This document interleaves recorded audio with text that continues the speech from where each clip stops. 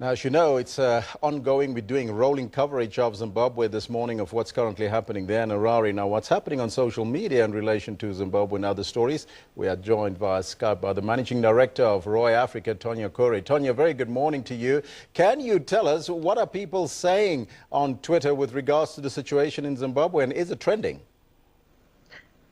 You know, Alpha is definitely trending. It started trending last night. And what I always find fascinating about social media is how quick it is to change the narrative.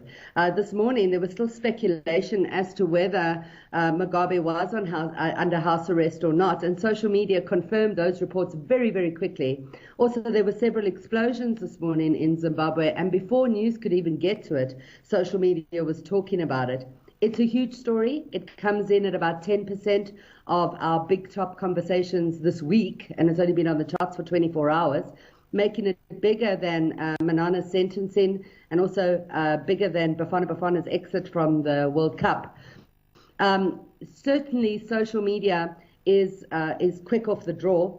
There's lots of speculation, Elvis, about South Africa's level of involvement. So it's a big story here at home as to what we'll be doing next. Mm-hmm. Now, are there different views around whether the takeover is a coup or not? Social media are absolutely decided it is a coup. In fact, there are memes going around about it's a coup, it's not a coup. You've got pictures of the coup brand of beans with Robert Mugabe's face on it. Social media very quick off the mark. But like social media also saying that if you were in charge of the military, you wouldn't call it a coup.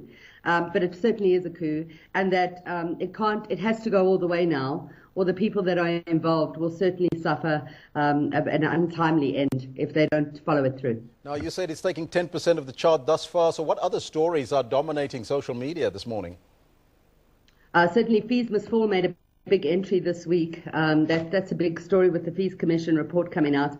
Manana's sentencing left social media absolutely furious. That comes in at 7.5%. And of course, the president's keepers. That story has been on the charts for a week, and it continues this week at a good 7% of the top stories. But the big one is Zimbabwe coup, and it's going to get bigger as we talk. Tonya Kuri, thank you so much for giving us that update. She is the Managing Director of ROi Africa, giving us a take-through on what's happening currently on social media. Well, you can join in on that conversation because we're asking you the very same question. That's the question on our poll as well as our question of the day.